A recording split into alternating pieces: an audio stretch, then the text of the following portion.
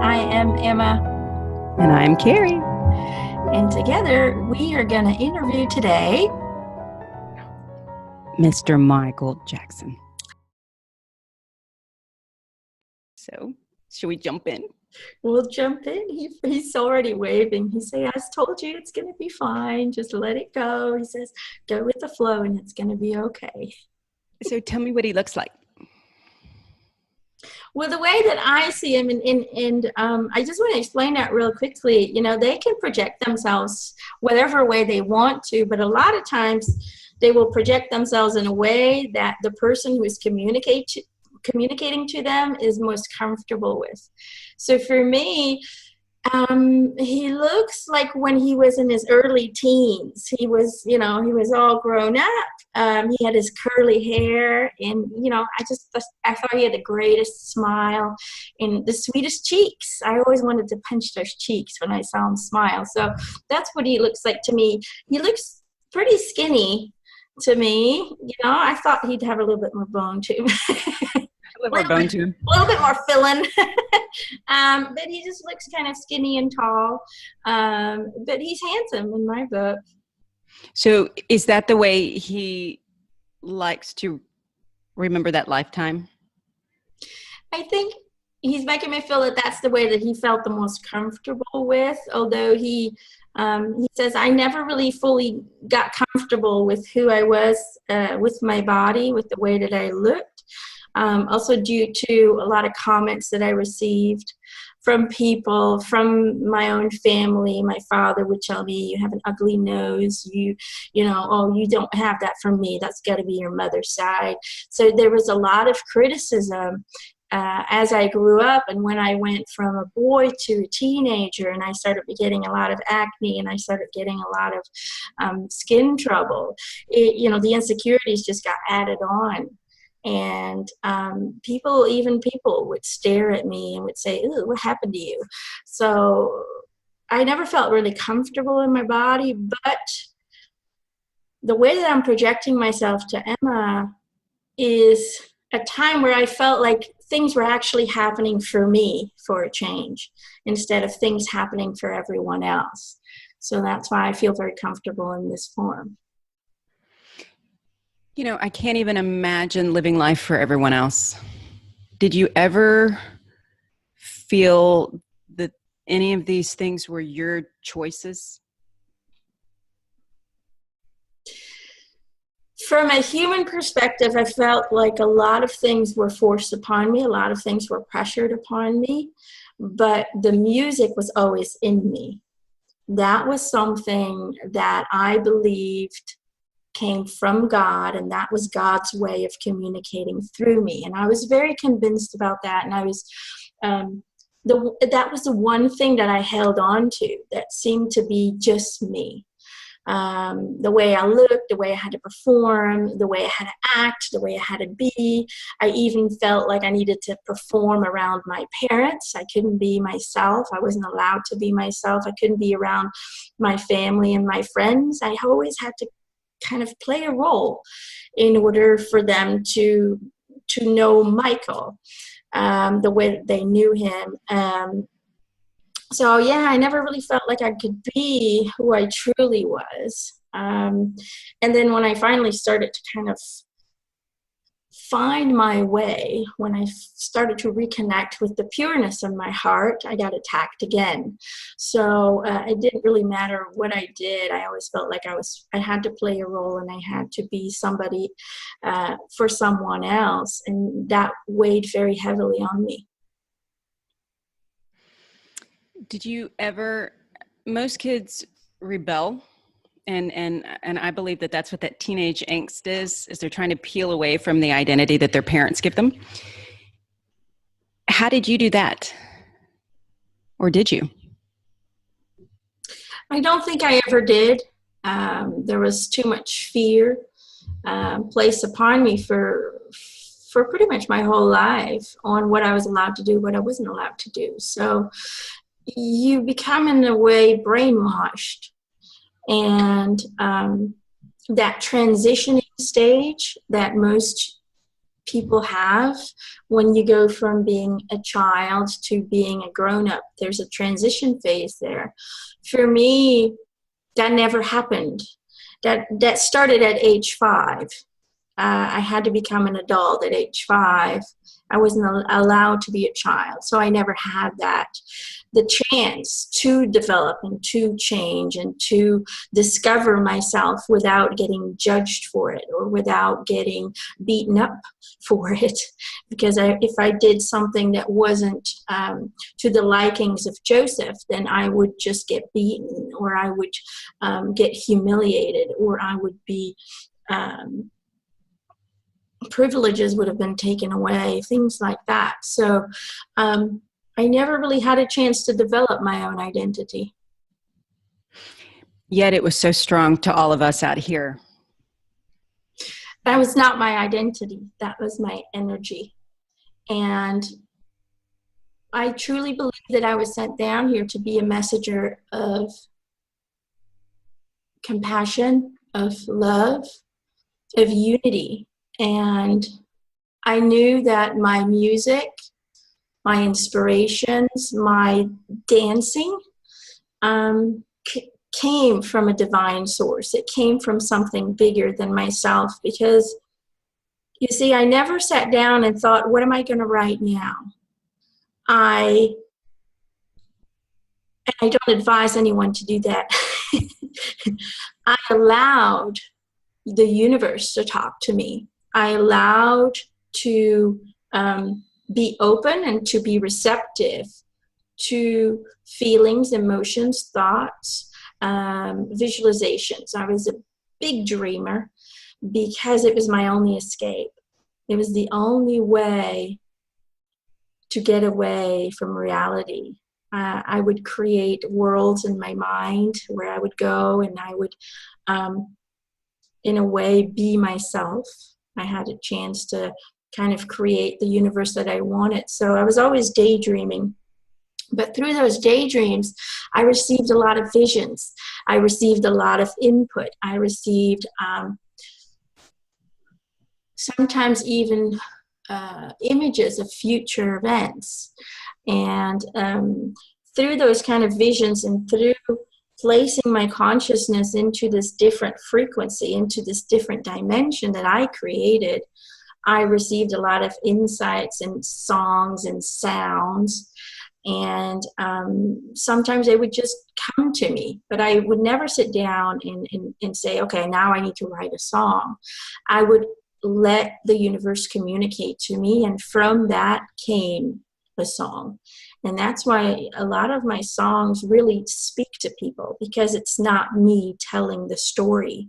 It is God telling the story.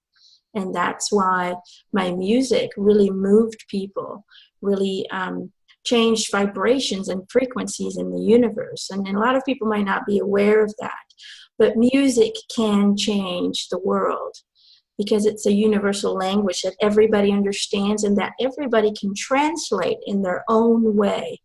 And that's the beauty of music, is it can move you and it can inspire you to be a better you. It can inspire you to be and do something great for another being. And that is what's so great about music. And that's why I believe I was put down here, is to pass those messages along to people. You channeled. That was all channeled. Well, we have a lot of questions. Are you ready? Some of them are a little cringy. I will try my best to answer them all, but if I feel that my children or my family might be placed in an awkward position, I will gladly refuse. I honor that. Thank you. All right. So the first one is from Rashmi Badwar, if I say that right. What was your scariest and most joyous, what's an M word, moment in life on earth, and were you ever truly happy?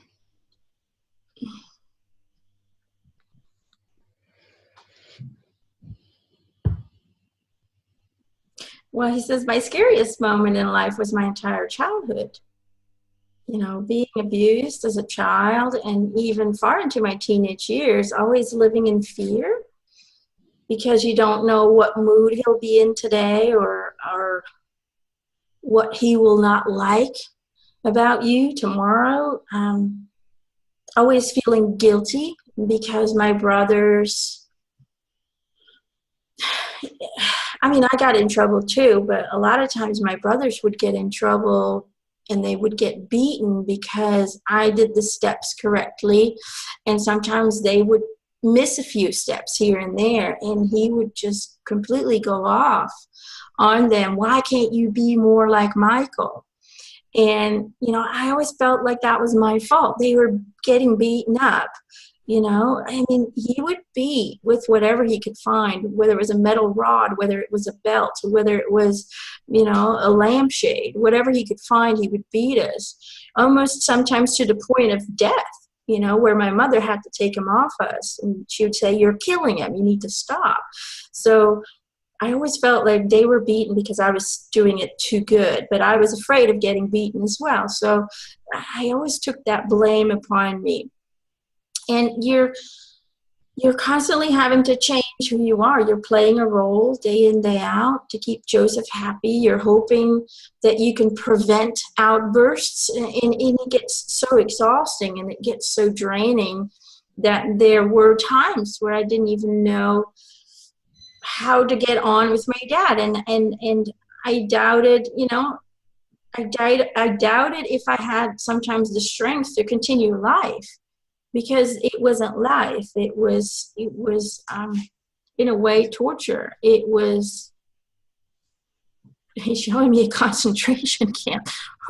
That's a very heavy, that's what he's showing me.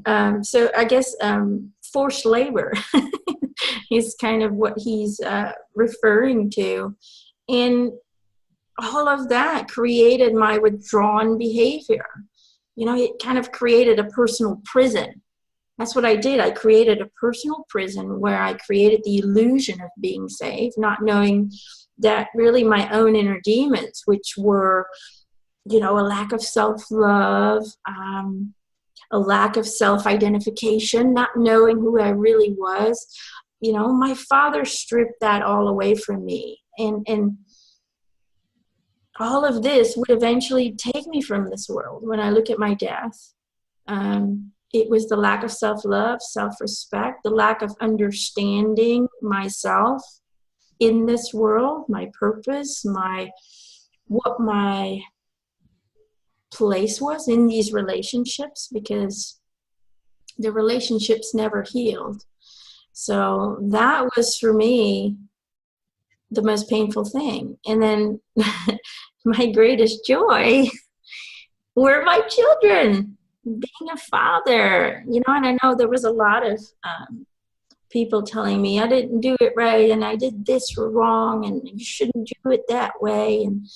But they were my children, and there was an unconditional love, a kind that I had never felt before in my life. And it was magical. And it still is today because I'm still with them every day. So did you come in with that agreement with your father? That's a pretty heavy order. I came in with the agreement that I was going to have a tough upbringing.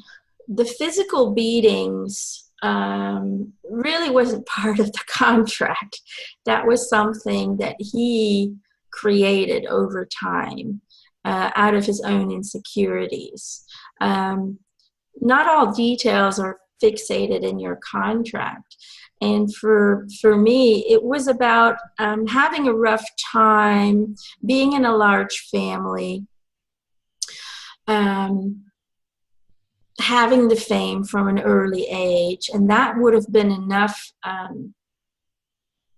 how would I say it? He says enough, it would have caused enough lack of self-esteem, enough lack of self-love in order for me to then outgrow it, to transcend it, and to really become in a way, that prophet of love and compassion and joy to others. And I really needed the abuse was part of the contract, not the physical abuse, but there would have been mental abuse that was originally created, that would create my lack and so on and so forth. And over time, and I still regret that to this day, that I really was going to become, or I should have become, a spokesperson for abuse, a spokesperson for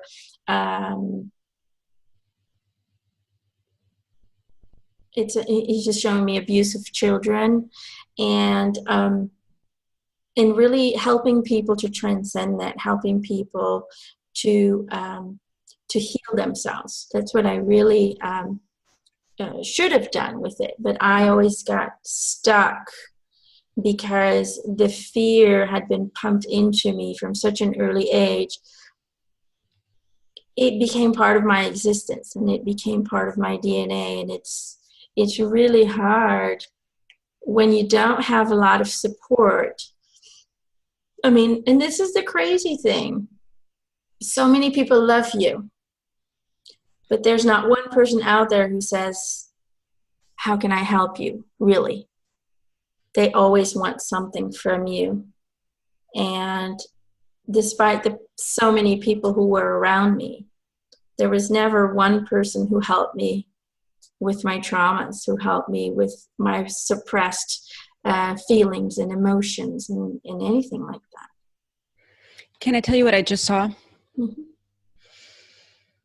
When billions of people know and love you, or the idea of you and your work, and you're raised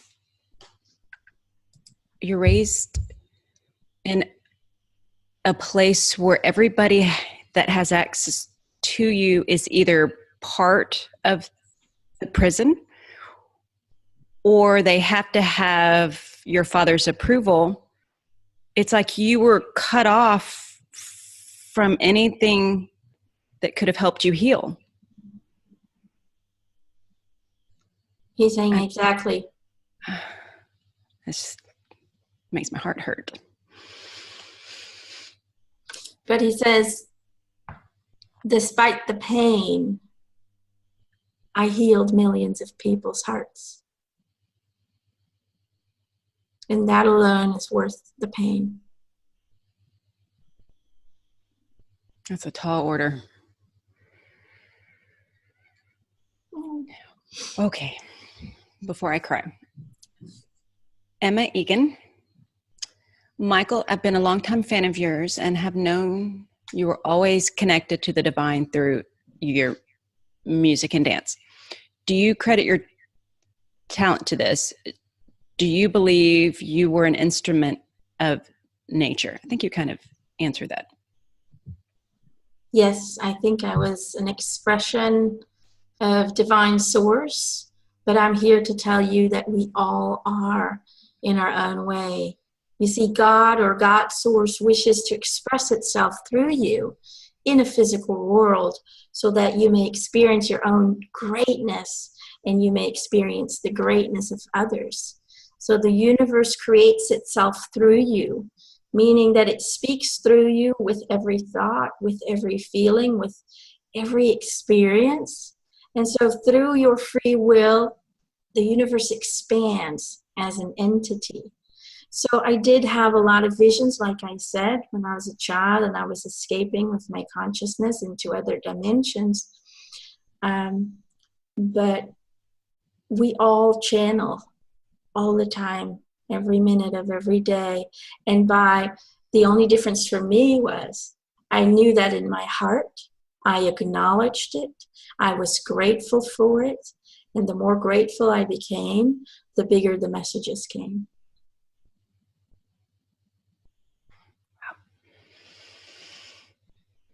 So really almost that isolation kind of cleared everything out of your life so that it really enhanced your ability to connect, because that's all you had in that realm. The isolation helped me to be very aware of my now moment without having disruptions or distractions. Being surrounded by wonderful children and their joy and their pureness, that energy gave me hope. It is what kept me going. Without the children, I would have probably left a lot sooner. Now, when you say children, your children that you had, or just children in general? All children. I would receive drawings. I would have groups come over and we would have fun. And there's something about a child's energy that's just, it's magical, because there's no filters and there's no disruptions and there's no manipulations present. It is pure. And I never felt that with the people around me. I never felt like I could trust anyone. The only people I could trust were younger. And those are the people I felt connected with and I felt comfortable with. And I know that was very weird to a lot of people, but when you grow up and you can't even trust your own mom and dad to love you and to support you and to be there unconditionally for you, when you grow up with people who are supposed to love you and they always have agendas behind everything that they do, when all of your friends and all of the people that you work with, they do it for something, to get something out of it, you lose your trust in people. You lose your faith in humanity. And children was the only pure energy that I could connect to that truly restored my faith in mankind, that there were still possibilities and opportunities to create a society where everyone is loved and accepted and could be who they wanted to be. And that was the great thing about a child's power, I think. So can you recall the time that because you had to allow yourself to open up to that, was that a conscious thing or did it grow over time? It was a conscious thing. It was a conscious decision to find connection to a human being in a different way. It wasn't always approved of, but I can tell you this, I never hurt or harmed those children. I never abused those children. There was never anything sexual going on at all. For me, it was a chance to relive a childhood that I never had. It was a chance for me to connect to my innocent self that had been buried for years and years and years, that never got a chance to grow. And so for me, that was what it was. It was completely innocent and completely pure of hearts. I can feel that. I can see that. Okay. So I'm sorry, sometimes I spell when I can't talk. N-E-T-T-Y? Nettie. Nettie Price. So she wants to know, was your skin color change your idea, or was it truly something that was a medical thing? I knew that question was going to come up, he says. Okay, so it was a natural energetic expression. I'm gonna explain it now from the spiritual side, because now I understand why it happened. Okay?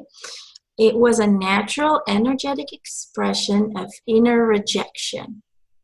You see, an increasing lack of self-love, an increasing lack of self-respect, and a great accumulation of self-judgment over the many, many years, which started with hearing my father's disapproval of everything that I was, everything that I did, and everything that I wanted to be and do.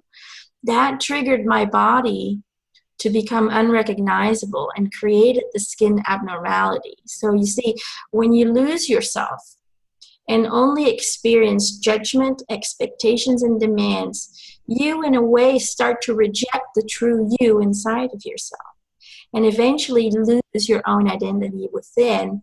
And this was expressed by my body through my skin condition. It was the inability to relate to my true identity that caused the skin abnormality. So they say that skin is also your protection, and it's your, so of course that would make sense that would be the canvas that would begin to change. Yeah. Yes. God, you're so succinct. Okay. Julie Haynes asks, did you, I love Elvis. Did you love, I'm trying to say, Lisa Marie? Or were you in a relationship with, this is not a nice one, with her just to get the rights to her father's music catalog? That's harsh. He's saying, no, I did love her very, very much, and I still do. But I learned from the relationship that people always depend on you to be or act a certain way. But I couldn't be the person that she wanted me to be. I was, first of all, too immature when it came to an intimate, all grown-up physical relationship. Secondly, she wanted me to join her Scientology church, which I did not feel good about. I did not like what they were representing. And on top of that, yes, she was raised in that. On top of that, just the idea of joining something like that, again, felt to me like another prison. And I was finally starting to feel a little bit free. I had stopped communicating with my father a little bit more than I used to. I was starting to feel like I was getting kind of control of my own decisions and of my own life. And then, despite the fact that I loved her very much, she wanted to shape me and, again, change me. And that just, it just didn't sit well. But I didn't, she knew that it didn't feel comfortable with me. She knew that I wasn't really happy with it. But at the same time, I still wanted to work on the relationship. I still wanted to try and have children. Although she already had children of her own, I wanted to have some children as well. And we had issues, we had problems with getting pregnant as well. So I decided to look for a surrogate mother, which she wasn't very happy with. And so jealousy popped up, all kinds of misunderstandings started to come in the way, and the relationship just fell apart. And it hurt me very badly.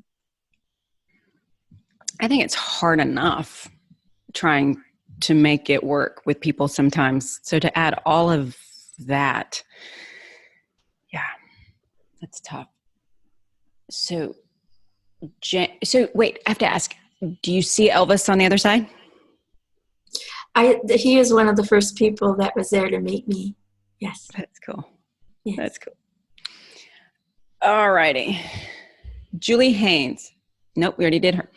Jane Gulbranson Riddle asked, Michael, what would you have done if you were not a musician?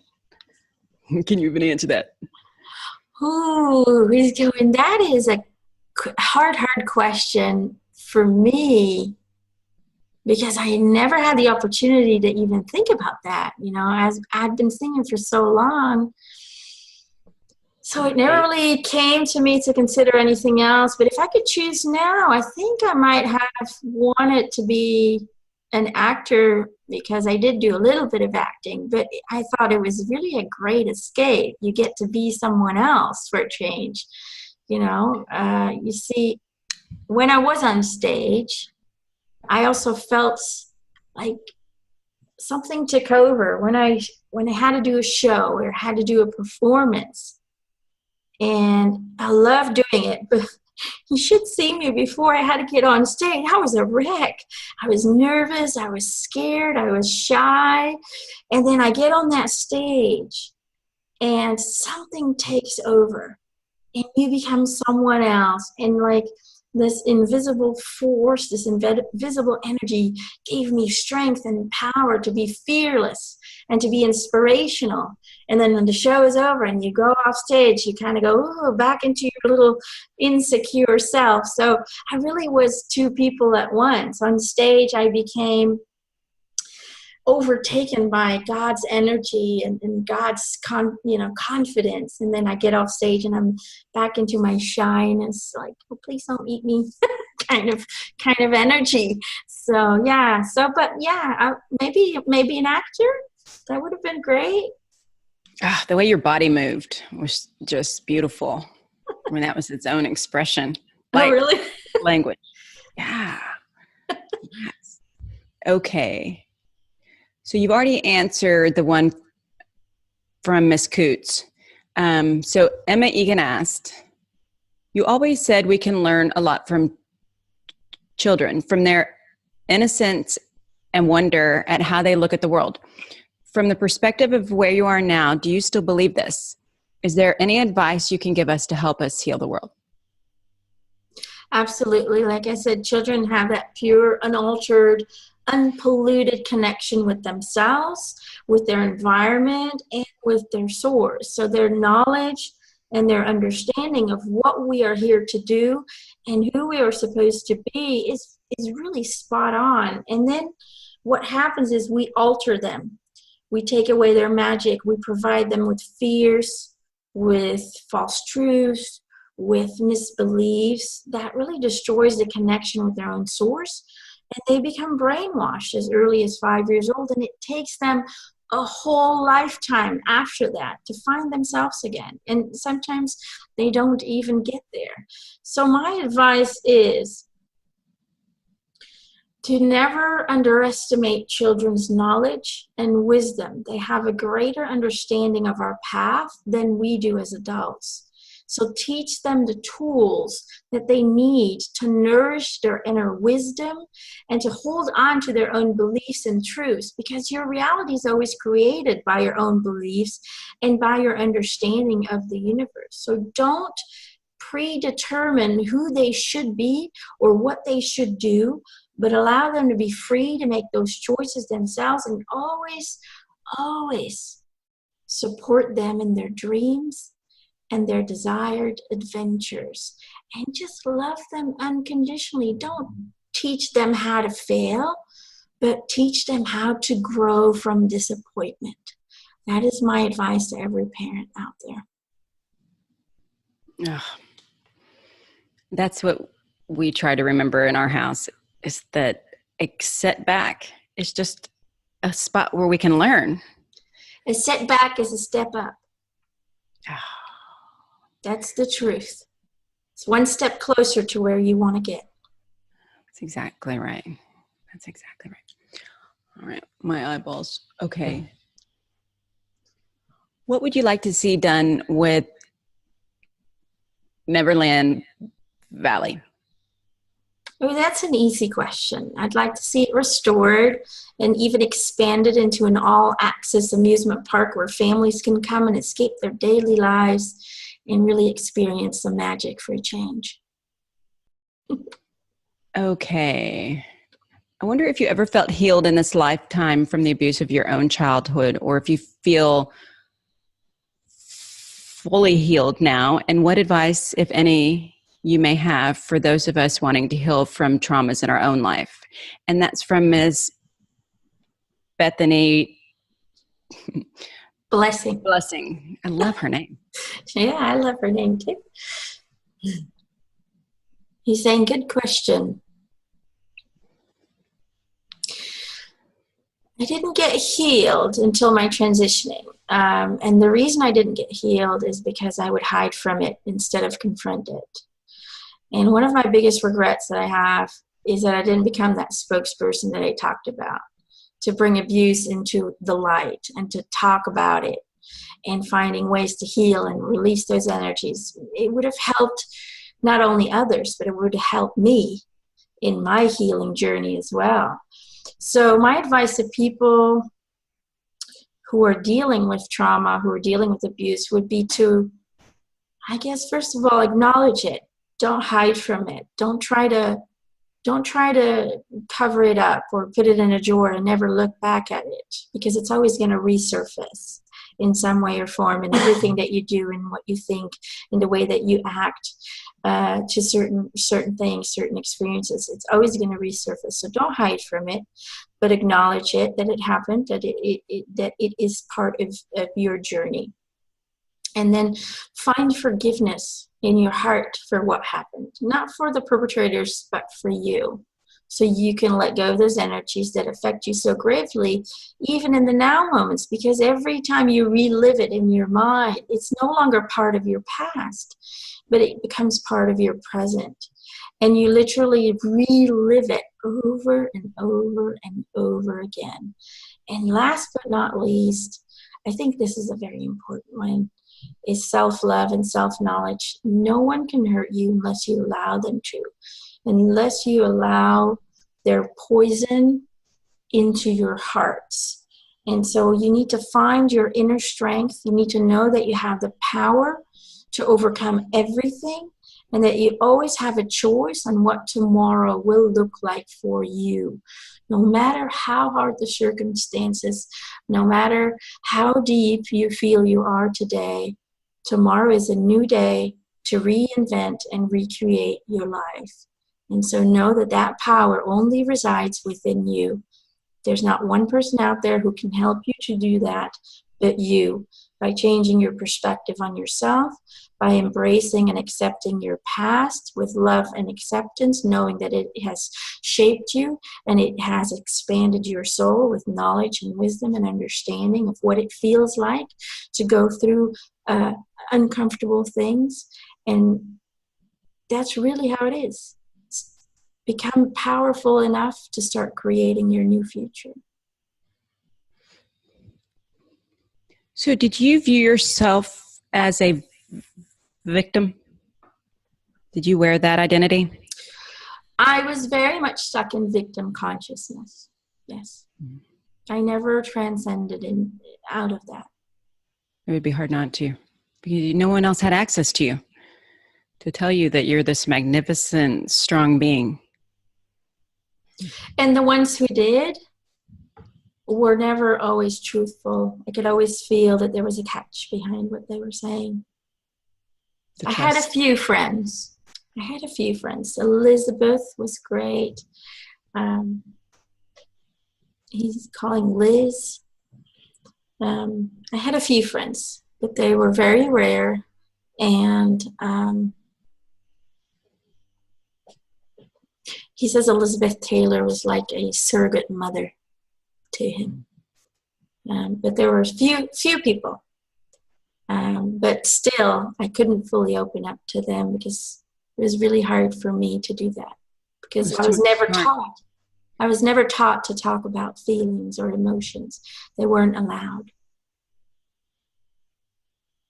Well, what I just saw is there's so much scar tissue, and you had to get through that. So that's hard for people to find you in. Okay, so our next question is from Tina Nadon. I don't know if I said that right.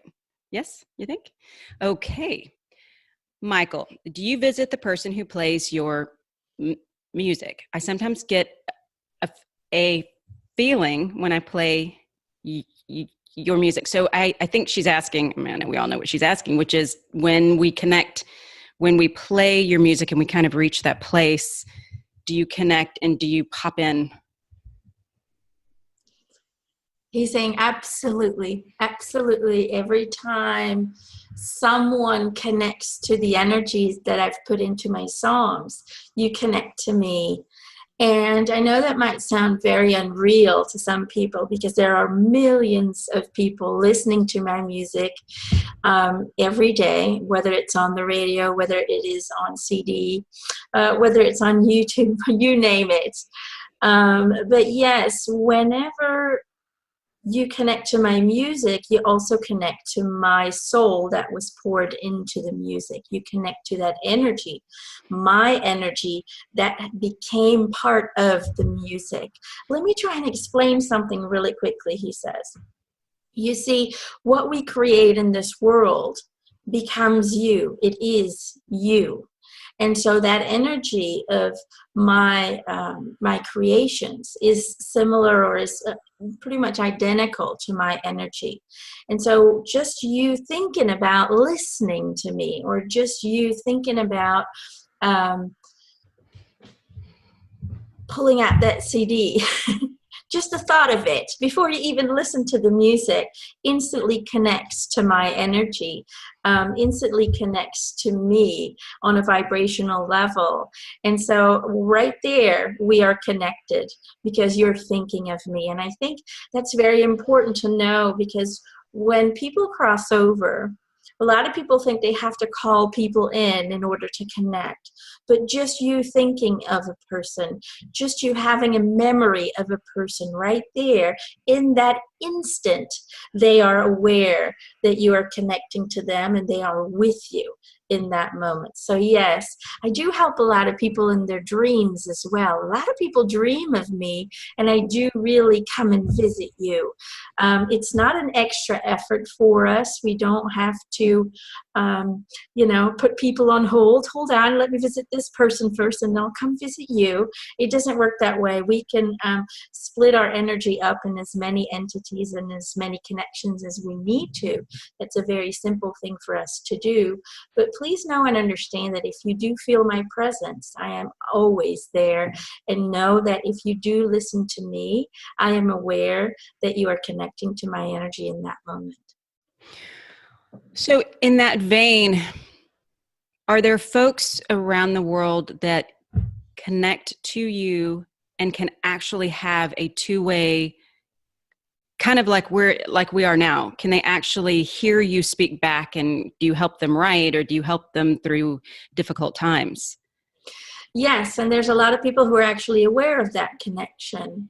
And some of those people actually connect to Emma as well. So you know who you are, he says.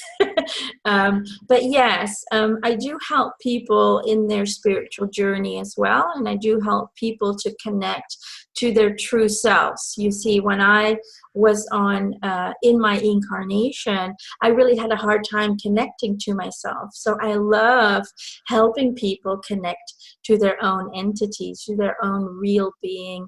And in that, I use he says, my charm and my softness to make people feel very comfortable with that. So I basically help them to relax, to feel comfortable, to feel safe. And that's what my energy does to them. And so that's how I try to help them to not be fearful, to reach out to spirit, to not be fearful, to reach out to their true existence. And I feel that with you. I feel this, I was trying to say this before. I feel this sweetness and this pureness. I mean, I don't think that's a word. Pureness is not really a word, but I do feel that with you. And which leads me to the question I was trying to form. Were you here often, or are you a being that doesn't really reside on this plane very often? I do have several incarnations as a human being. However, it is not my most frequently chosen incarnation. A lot of times I reside in nature itself. I love being trees. I love being mountains. I love being just awareness on earth. I do love earth. Very, very much so.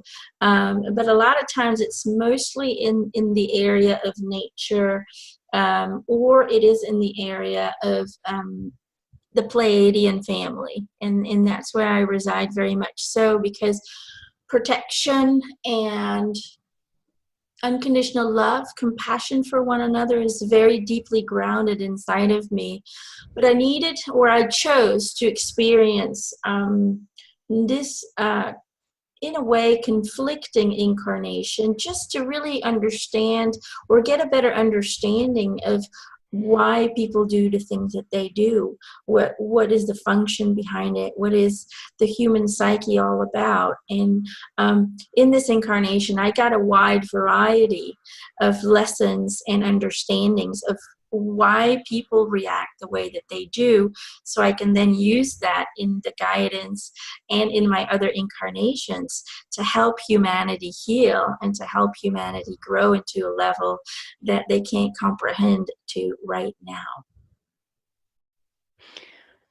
So are you here now? Are you here in a skin suit now? Our now? Not at this moment. Not at this moment. But again, in a way, yes, I am, because there is no time the way you see it. So am I present in an incarnation, in a human incarnation? Absolutely. Is it exactly at this time, your time, he says? No, not at this moment.